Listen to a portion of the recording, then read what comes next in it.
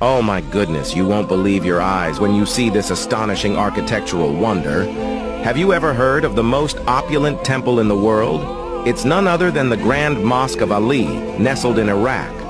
This magnificent structure comes with a price tag of over $40 billion, and the craftsmanship behind it is simply mind-blowing. Picture this. It took a dedicated team of 1,200 workers a year and a half to bring this masterpiece to life. What makes this mosque even more jaw-dropping is the extravagant use of materials.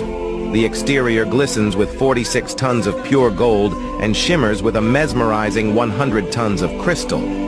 But wait, there's more. Inside, you'll find the world's largest hand-woven carpet, spanning a whopping 5,727 square meters.